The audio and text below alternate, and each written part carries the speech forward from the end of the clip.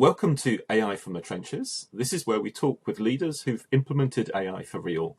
We're not getting lost in the technology. We're talking about what it takes to bring about change with AI and the lessons that we can learn from leaders who've done it for real.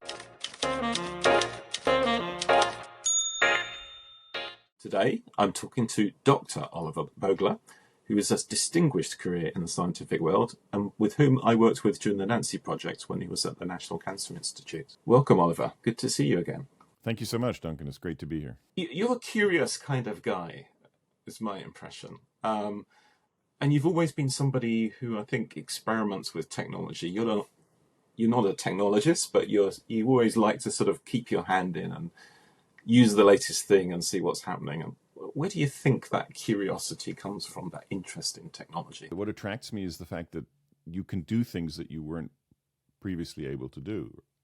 With new technology, you can access parts of the life experience that is not possible without it. So, specifically when it comes to AI, I think it's opened up all kinds of interesting interactions that previously simply didn't exist. So I'm interested in exploring those because curiosity drives me forward. I guess as a researcher, curiosity is kind of an essential part of the trade, really. Is that true? Yeah, definitely.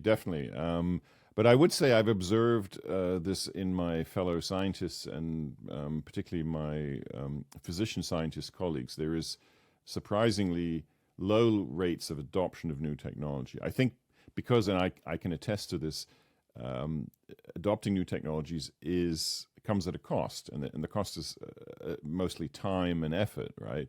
Which you invest in things, and then they don't always pan out. So then, arguably, you could say that's a loss. It's a sunk cost. I would disagree. I do it for the experience itself, but I do notice as I grow older that every time a new thing comes out, it's a little bit more of an activation energy to get into that, over that first hump. Yeah. So we work together quite a lot on AI and large language models and the work on NanCi. But before LLMs came along, what did AI mean to you as a scientist? What was your impression and your experiences of pre-LLM AI? Yeah, I didn't have any first-hand experiences. I was aware of machine learning research projects, which I'm a cancer researcher. So for cancer research, that was very often, for example, image recognition, right? Trying to extract information from images, medical images, but also more reliably identify abnormalities or clinical findings on images, right? So there's been lots of research to try and identify tumors on MRIs and other kinds of things, but also histology slides. So that was kind of my sense of it, which seemed interesting, but since I'm neither a medical imager nor a computer scientist, I never participated in that kind of work myself. So the barrier to entry, there was less ability to tinker with that era of technology, I guess. Yeah, exactly. And frankly, it wasn't that interesting to me, I'll be completely honest, because it's just those are not my fields. So, during those years, I was, teaching myself how to write extremely poor Python scripts and other kinds of things.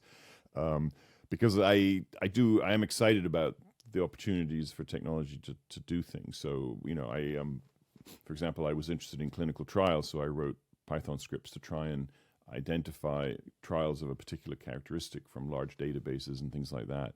But that's not even intelligence, let alone current AI. But it was interesting to me. The problem that we were trying to solve with NanCi is this sort of like overwhelming feeling of so many papers being published all the time and so much information out there, and that for an individual in this world, it's very easy to sort of become completely swamped with information. What's your experience of that sort of feeling of being overwhelmed? What does that mean to a scientist? What's the sort of reality of that world? Yeah, so I'm going to date myself. I did my PhD back in the late 80s, early 90s, and in those days, you had the feeling that if you kept up with a dozen or maybe 24 journals, that you were keeping up with your field. And keeping up here probably meant either literally looking at the physical journal in a library, and then eventually getting sort of electronic tables of contents emailed to you or seeing them on the web. But you would scan those for papers that were interesting. And of course, you'd always, as is still the case today, rely on colleagues to point things out to you. But you felt at that level that you were keeping up. And then occasionally you would take a plunge into the depths of a library and spend a few hours photocopying things. I still remember these things, even as a young assistant professor doing these things, because that was really the only way to access it. It wasn't much of the literature wasn't digitized. And so that, was work. It was part of your work, but you felt comfortable. And then, in the intervening decades, it's become unmanageable. The last time I looked, the number of cancer papers, it's a very simplistic keyword search for cancer. There's over 500 a day that are published. And so it's definitely at a stage now where you can't keep up. So you have a variety of options. You could say, well, I'm only going to look at these so-called top journals. But even there, the proliferation of material is overwhelming. So I hadn't really thought of it like that, but in the pre-internet age, the feeling of being overwhelmed was physically limited by the fact that these were printed journals, and a library wouldn't have 500 journals. It would only have a handful, I guess, of different journals that were published at the time. No, exactly. You would be somewhat limited by that. The sort of common journals would be in most libraries, but otherwise you would be. And then, of course, you could do interlibrary loans. So you could ask someone to photocopy the paper you're interested in at another library and literally mail it to you. So those kinds of things. But you're right. It limited the amount of work that you did. And then having photocopied them, you read these papers, right? So that was also different. You interacted differently with the papers. You'd gone to all the effort. You brought them to your desk or wherever you preferred to do your reading, and you would read them and scribble on them and whatnot. Now that everything is on the computer screen, it seems it's much easier, I think, just to glance and skim and so on. So I think, and also because there's so much of it, you really can't do a lot of in-depth reading. So I think the way we interact is transitioned, and that change happened some time ago. And the hope, in my mind and in our work, was that AI would begin to equip scientists with tools where they could manage this kind of information overload. And so I think what you're sort of touching on there is not just the fact that there's a lot of information, and you kind of hope that AI can help you point you in the right direction as to what to read, but actually the nature of reading itself has changed. And yes. And how have you seen AI assist or potentially get in the way of that sort of engagement in the subject matter? Yeah, I mean, it's a little bit Pandora's box, right? I mean, the idea that you can have an AI quote summarize a paper is extremely tempting. Now, the authors, in theory, have summarized the paper for you in the abstract, but now you can get some more things out of it with the AI. And of course, the risk is that then you'll never read the paper, and that papers in themselves will not get read. They will simply get digested by AI and incorporated into other things. So, but the reality is that you didn't always read everything anyway, and you relied on review articles, for example. So it's particularly if you're as your education in science sort of completes, and maybe as you're trying to learn about a new field, a review article can be extremely helpful because it's an overview of the field. It's a perspective from someone in the field. And one of the most exciting things AI offers, I think, is this idea of live or easily refreshed review articles, right? You don't have to wait for someone to actually review a field. You can ask the AI to do it for you, with some of the guideposts and things that you have to worry about in terms of making sure that the AI is doing an accurate job and so on. But that, I think, is fantastic. And then gives you the opportunity to go deeper into some areas that are particularly relevant to you. But I think scientific writing, scientific literature is, I think it's going to transform. It has to transform. The whole ecosystem has to transform. And I think hopefully in another, I don't know, I would hate to put a time frame on it, but maybe in 10 or 20 years, we won't be talking about sort of papers the same way we are now. They may become something completely different that's much more it's much better fit for current information technology. What do you mean by that? What you're sort of questioning what a paper is? What might that lead to, do you think? Yeah, I mean, a paper is a very artificial construct, and to an extent, it is somewhat, air quotes, dishonest, in the sense that science doesn't progress and isn't done in the way that it is then represented in a paper. Science is actually typically messy, and projects evolve and they branch and they hit walls and they stop and they redirect and so on. And any graduate student who's been in the lab for more than a couple of years will attest to this, right? They get set this project, and when they are assigned a project, they probably have a very sort of linear mental model of it. I'm here today, and then I will go there, and then I will go there, and then I will write this paper. But the actual journey is much more twisted and turned. And so then what we do is post hoc write a paper that repackages the experiments. It often reorganizes the data into not the chronological flow, but into a, quote, logical flow, and it tells a story.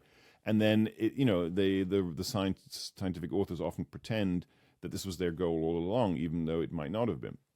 And why do they do that? Because that's what gets you published, particularly in the top journals. Yeah. And what is a paper? It's sort of a unit of work, but there's such a wide variety, right? There are the sort of micro papers that are literally single observation papers. This is particularly common in certain disciplines like chemistry and engineering and so on. And then there are these sort of monstrous papers that reflect multiple years of work by many people.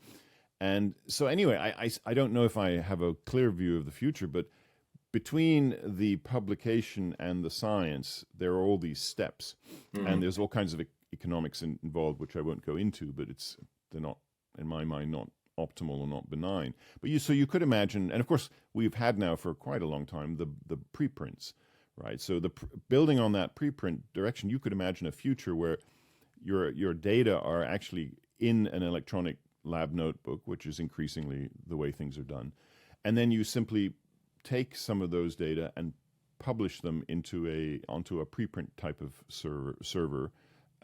As a sort of a paper, but maybe not, maybe as an observation, you call it something different. And then other scientists can chime in and say, oh, I saw the same thing, or I disagree, or have you thought of this? And then that might be how scientific knowledge evolves and is shared. I mean, we need to share the science, but do we need to do it with a paper in a big journal that costs a lot of money? Maybe not. That's fascinating, the kind of the fact that the technology is giving us the ability to think very differently about the sort of underlying concepts that we have taken as read for many years. Yeah. So thinking about the NanCi project that we both worked on, which we had a lot of fun on that project, by the way. Indeed, it was fantastic, yeah. So I guess probably that was the first time, or was it the first time, where you'd seen AI being applied into the scientific domain, sort of modern AI in terms of LLMs, etc. And what was your what was the point at which you thought we're onto something here? I think this is an interesting direction to go in. Yeah, I mean, for me, sort of with hands-on, so to speak, and of course, as you pointed out, I was sort of on the project owner side. I'm not a computer scientist, but to be deeply involved, yes, it was my first experience. And I think, just when the LLMs came out and we learned about their capabilities, I just became excited about the opportunity it represents in relation to what we were just talking about. And not only just managing the literature, but also keeping an eye on it, right? Sort of literature surveillance.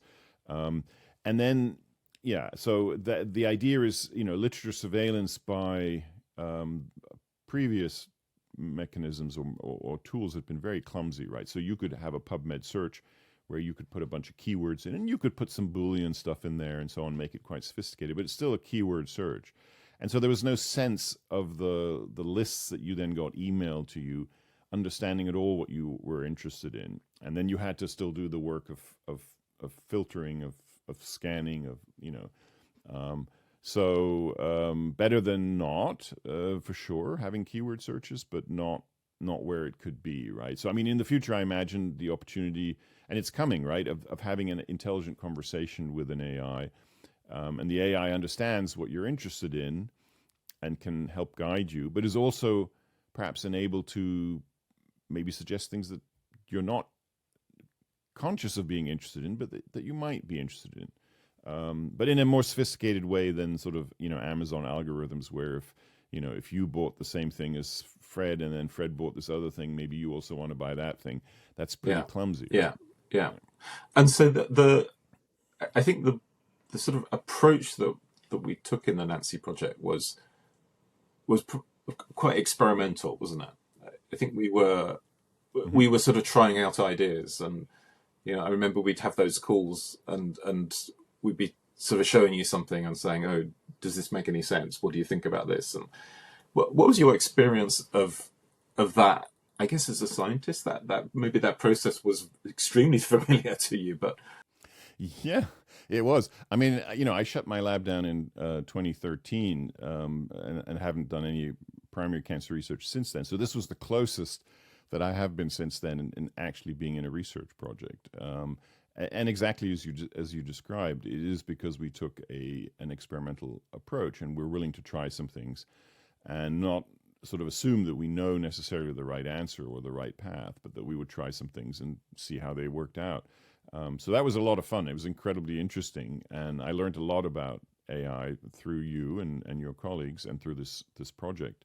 It was a lot of fun. Was there a point at which in the NanCi project where you thought, "Well, this feature, I love it"? What was the thing which stood out for you as the sort of most interesting aspect of what we were doing there? Just to give a little background, right? So one of the idioms that we had in the design of NanCi was this idea of a folder. And the reason we picked this idiom was that a scientist or user could declare multiple interests by making multiple folders, and they could be completely unrelated to each other, but each be on a specific topic, which reflects the type of curiosity that a lot of people have. I think the most exciting thing for me was when you could tell the folder what you were interested in. So there were two ways of doing that. It still exists. There are two ways of doing this, one of which is to put papers into that folder and then ask NanCi to look for similar papers. But also you could actually tell the folder what you were interested in. And the reason that makes a big difference is because if fields are complex and large, right? So I'll just give one example. I've always been interested in EGF receptor in glioblastoma. And if I just said I'm interested in that, it could be any number of things. It could be the molecular biology, it could be the mutational spectrum, it could be the preclinical workup of agents meant to target that receptor. I mean, there's so many things within that, even what sounds like a highly specific topic, it's not. And so by telling the AI, what I'm really interested in is this.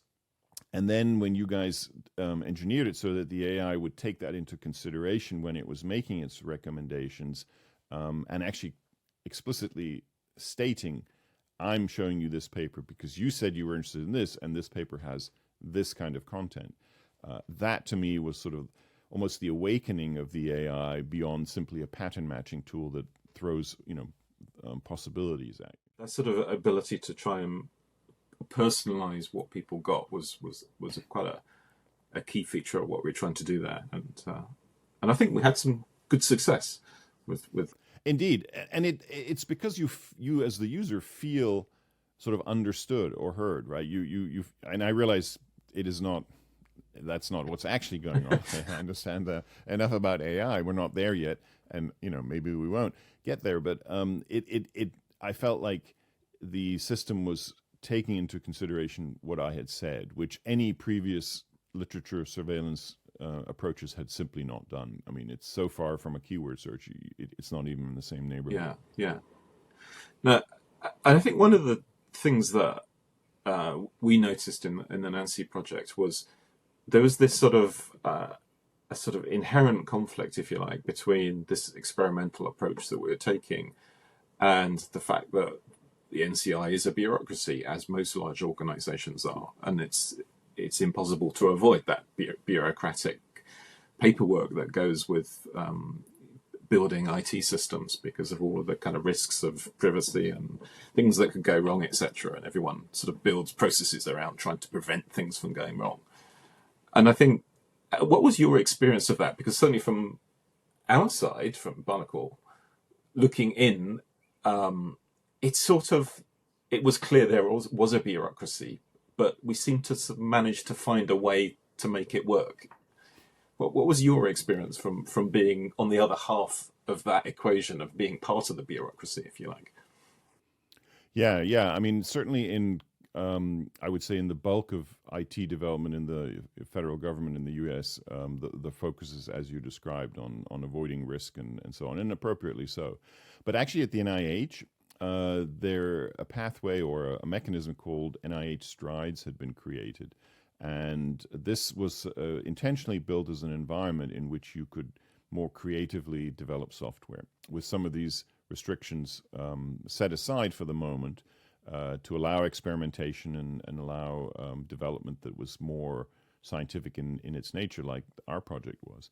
And I give the architects of Strides a lot of credit for doing that. And also the CIO at NCI, Jeff Schilling, who was very supportive of the project and very willing to give us an environment in which we could do the kinds of things we were doing. And without that, it really wouldn't have been possible. So, the government is probably not the best venue to develop, cutting edge tech. But in this instance, they really made it possible for us to do some exciting things in a way that was very effective. So, I was very positively impressed by that, and actually felt a huge amount of agency and creative scope at the NCI. I think it's something that we see in lots of large organizations, and I would say experience working with the NCI and the US government was not dissimilar from any large organization, large bank or insurance company. They all have these processes, and they're all paranoid that something might go wrong, and everything's designed to stop that for, as you say, for good reasons. And I think that they're sort of spotting that you need that, but you also need the ability to experiment, and creating a sort of special bureaucracy, if you like, was something that works especially well in NCI. And I think I can see the need across lots of organizations. It feels like a thing that's needed. Yeah, and it's I think there is this. I don't know how to what extent it's still true now that many of the big Silicon Valley companies have become massive organizations, but this idea of moving fast and breaking things doesn't really warm my heart. I get it, you want to move fast, but maybe you could do it a little slower and breaking a little less. And I think that's kind of the environment we were in. We didn't really break anything, but we were still able to move at a reasonable pace. Now, if you have a 3-month cycle at Wall Street, or you're competing for the next round of investors or so on, maybe that's a whole different ballgame that I don't really understand, and that's probably true. But then again, Silicon Valley hasn't always brought us nothing but gifts. Yeah, I'll leave it there. And I think it's this balance, isn't it, between having the control to stop the bad things happening, but also having the freedom to experiment a bit, and exactly. And that's what I think Strides enabled us to have that correct level of balance, which I think was an interesting experience from our perspective. So just thinking a bit about your experience. So I hate to bring up a thing called the AI Pin, which you initial. No, please. But so for people watching the show, so I would describe you as a bit of a tech enthusiast. You're somebody who likes to play with gadgets and sort of. And so the Humane AI Pin was a thing that you invested in, and I think there's probably a whole series of these kind of things, some of which I'm aware of, some of which you've probably not exposed, the things that you've been playing with. But what do you learn from playing with some of these things? Have the pin? I guess the pin's now gone, hasn't it? It's not, sadly, no longer a thing. Yeah. But what did it leave you with? I'm definitely an early adopter, and I mean that in the clinical sense. I have a fully filled out Kickstarter profile, which means I've backed Kickstarters in every different flavor they come. It's gotten a lot better in recent years, at least I hope my wife thinks so. The Humane AI Pin, it attracted my attention because it was a revolutionary new device, right? It was the first really good AI wearable that was developed. and it was developed by a company that no longer exists. They've been, bought and merged into HP.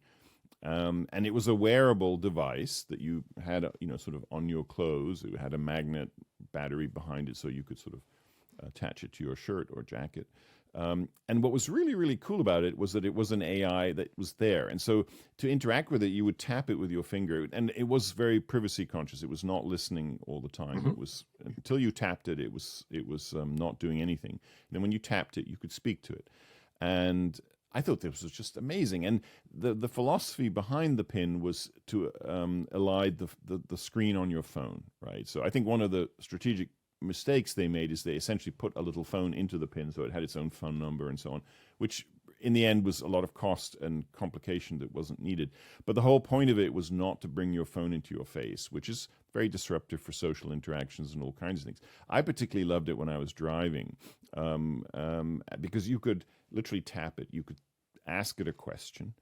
Maybe I listened to audiobooks, and I would pause the book because I had a question now about something I heard, and I could ask that question and get a really good answer. Okay. I could ask it to remember things for me. So it was like my own little AI companion, and they were building a big back end that was supposed to essentially then ultimately know all about you, so that you could use it as a memory aid. It was also just the execution. It had this little.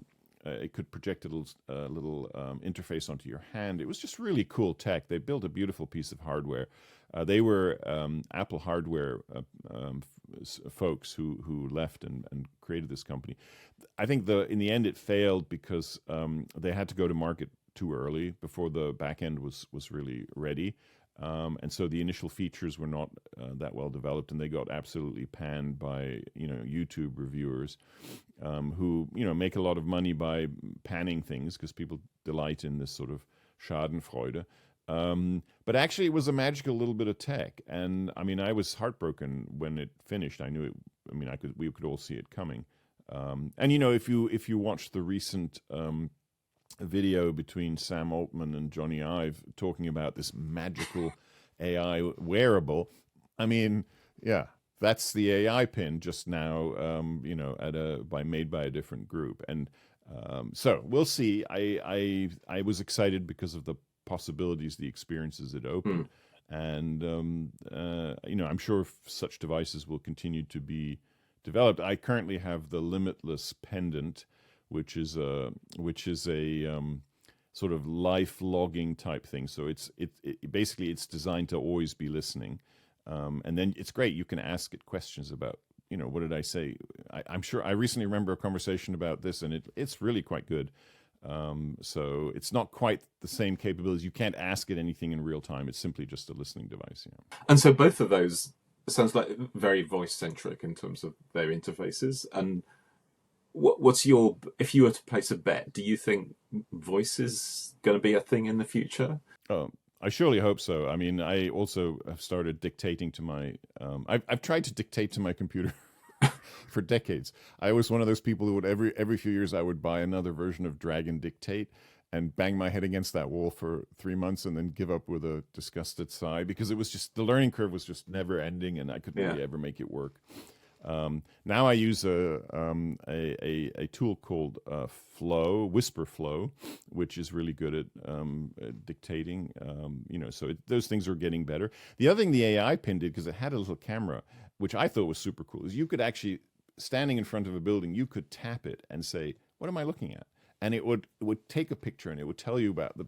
So it was also visual. So I would love that. I mean, quite honestly, I'm looking forward to the first pair of glasses that are actually meaningfully good. And I'm certainly not buying anything from Meta. Sorry, not going to happen. So I'm waiting for the Google version. That's just I pick my poison. But the idea that you have a camera and again something that's helping you and maybe a little screen on the inside, I'm up for it. Yeah. So you're quite an early adopter, and you're very much out there sort of playing with these things, trying to work out, and quite happy to try things which might not work out. And it's the experience of learning and thinking what the AI pin could do, and the fact that it didn't work out, well, that's how life is. But I don't think you're that typical of other scientists. Right. Probably not. You're so experimental in your use of technology, but why do you think as a profession, as scientists tend to be a little bit more, I've got something that works, I'll stick with that, thank you. I've got a set of tools and I know how they work. Why do you think that there is that discrepancy there? Yeah, I'm not sure I have a really helpful or good answer. I may just have more tolerance for the pain of things not working out. That may be it. Because I experience a lot of joy when I try out something new, and that is sufficient to offset the sort of the sunk energy costs and so on. Now, as I mentioned earlier, as I get older, that equation is changing a little bit, and also just because it's harder for me to learn new things quickly. But I'm still doing it, and it's part of how I'm trying to keep my brain functioning and younger as I age, because I think learning new things is really powerful. But I think as scientists, they're more in many of them are sort of, this has got to work. I need something reliable. And they're in that second or even third wave of adoption when things are proven out, and they're willing to invest at that point. Now there's some variation. Some people are also developing new technologies in there. So I'm by no means the only one, but I wouldn't say it's a typical characteristic of the majority of scientists. Maybe 10 or 20% of us are like this. So yeah, people don't necessarily get into science because they love technology or new gadgets or things like that. They're often just interested in the questions.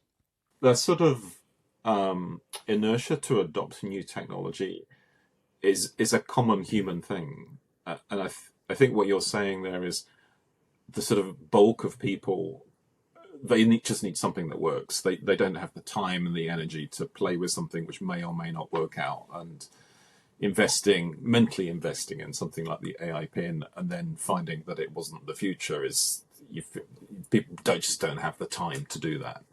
Yeah, and frankly, the money. I mean, the AI pin, one of its downfalls was not cheap, yes.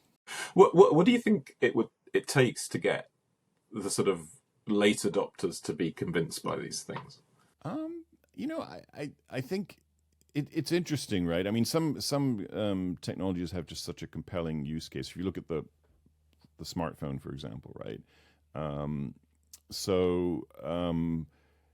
I think it's like a lot of things, or even just the computer, right? And it's one of the challenges the AI pin had is it was trying to shift a paradigm. So I think we're kind of locked into certain paradigms, and a smartphone is one of them. I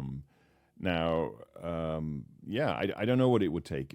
It probably takes just a lot of demonstrated use cases that people want, and I don't know.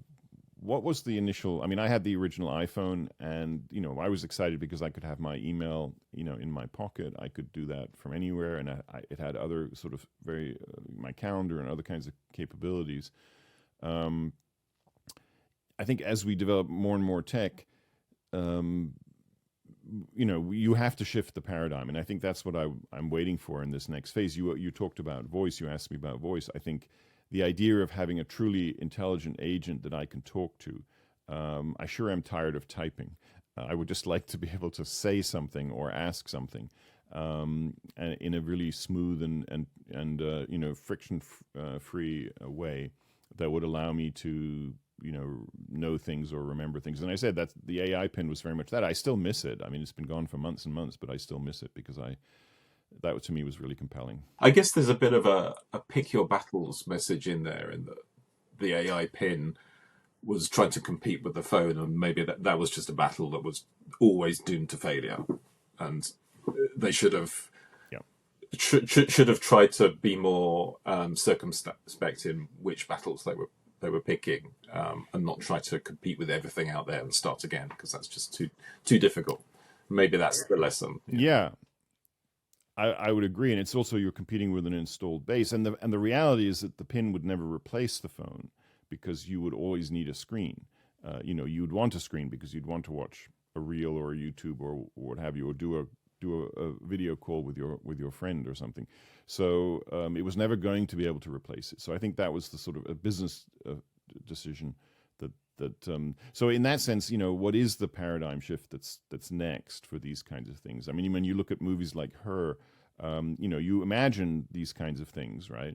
But again, her also didn't. I don't think the idea with there was it was not replacing the phone. It was just adding a personality. But the idea that what I really want and is something smart that is helping me with my daily activities, right? So there's things are coming. I'm really enjoying the this spin-off or startup from a group of people from the Notebook LM team at Google called Hux, which is a podcast, personalized podcast. So you connect it to your calendars and your email, and you declare some interests, and it puts, it develops a daily sort of morning podcast where it walks you through your most important emails and calendar events, and then gives you the news of the day.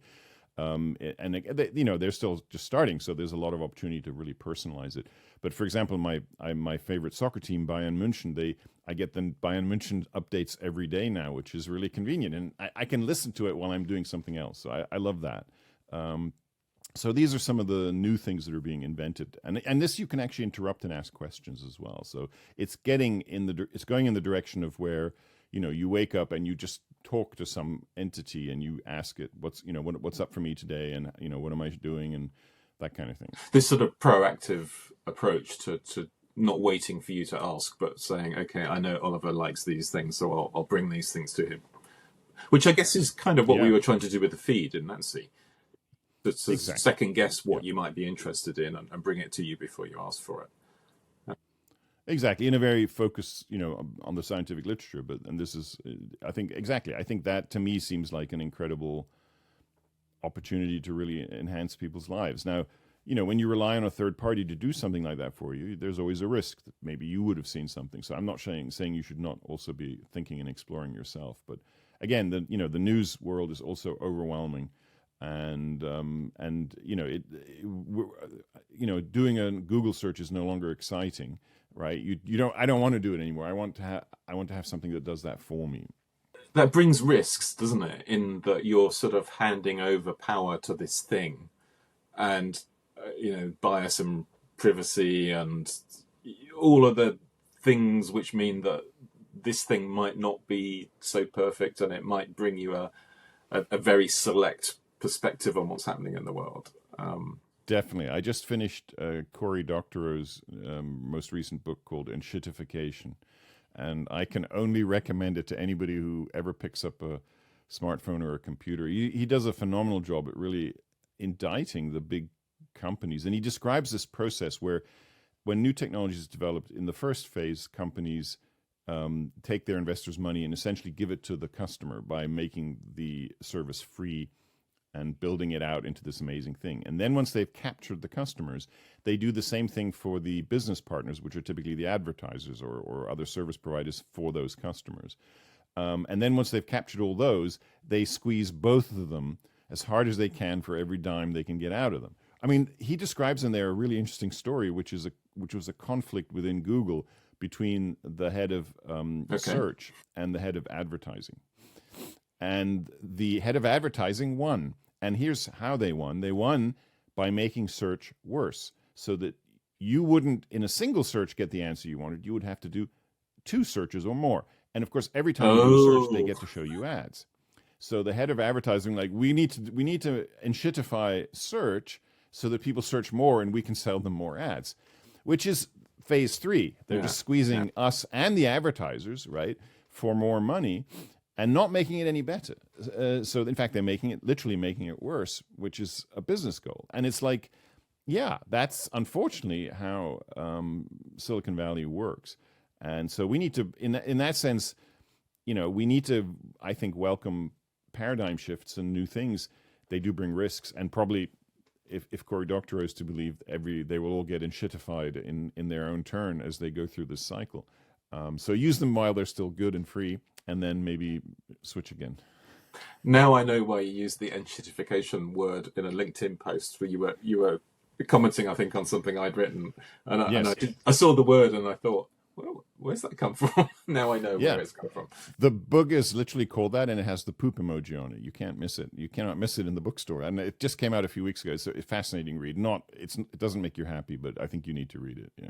So that's the negative about the bad things that technology brings. What makes you most excited about the future and AI? What what is really, if you could wave your magic wand and sort of skip forward 20 years and it's all happened now, what would be the thing that you would want to drag through to today's world? Yeah, that's a really good question, and you're asking me to speculate wildly, which I will do with the note that I have really no particular insight. I'm certainly excited about what's been happening in science in terms of AI. So, for example, AlphaFold, I think, is one of the tremendous success stories. So the idea that you can simply from a primary DNA sequence or protein sequence predict the three-dimensional shape of a protein is remarkable. And solves decades of people hours in trying to tease those things out. Plus, it opens up whole new possibilities. So the most exciting thing that I think is coming is artificial biology. I'll call it. I don't know if that's what they call it, but if you think about the information space of current genomes on Earth and the proteins they encode, that's just a certain subset of the space of all possible proteins, right? Just thinking about at the protein level for now, there's a certain number of amino acids that occur normally in nature, but you could create many more, and then you could rearrange them in ways that they've never, or arrange them in ways that they've never been arranged in before. And so you could actually start now from the idea of not what exists, but what would be helpful to me. Or what would I like to do, right? What would I like to build? And you could imagine building, and then of course the same thing for smaller molecules as well. So you could imagine a future where we have a synthetic biology that is based entirely on new entities that might be biologically very powerful and might help address many of the diseases that mankind is still dealing with, right? So I think that's a use of AI that would be really interesting. So you could start in a conversation with an AI about a particular problem and work your way through to the development of particular tools that you might need or pathways that you might want to influence in a way that could be really interesting and reveal a lot of interesting biology. That's fascinating. That sort of the ability to move biology into the computational realm and sort of create, I guess, a kind of a mathematical model of biological organisms and all of the wildly complex processes that happen within them. Yeah. Because I think one of the things I spotted as we've talked and tried to, as computer scientists, try to understand biological science and understand what's going on with cancers and the interactions and everything that happens. The one thing that's striking to me is that it's you can develop a superficial understanding, and then when you poke at it, you discover that superficial understanding is sort of helpful to have a conversation with somebody, but when you delve under the covers, it's 10 times more, 100 times more complicated than you realized it was. And yeah, that's if we could model that complexity inside of a computer, then some quite amazing things might be possible. Yeah, no, indeed. And, I grew up in the sort of heyday of reductionist molecular biology where the task for most scientists was to identify, the gene, the protein, the pathway that, caused this, that, and the other. And there are clearly some examples where, individual molecules are really, really impactful and central. But the more, like you said, the more we learn, the more we look at it, these molecules don't actually obey the simplistic categorizations that humans impose on them, and that they don't behave in the ways that we would think. They do all kinds of other stuff, and it's incredibly complicated. And we again, just like the human mind, I don't think is capable of assimilating the modern scientific literature. Certainly not in anything close to its entirety. It is also not able to do that, and so that's where computers can come in and artificial intelligences come in, right? And you can imagine a cellular circuit diagram and things like that would allow you to predict what happens when you do this interference. But it's not just I put this one drug on the cell, what happens? But it's like there are 20 things, 30, 40, maybe 100 things happening to that cell simultaneously that we don't even think about. temperature and you know, I don't know, the availability of nutrients. I mean, you could think of many things. And so how do you even begin to integrate all these different things? But that's what the cell is doing all the time. That's what your body is doing all the time. But in the reductionist approach, you try to isolate one thing, and that's because I think, frankly, of the limitations of the human brain. I mean, that's, you know, I don't want to offend anybody, but that's how we do science, and we isolate the one thing and then we test it.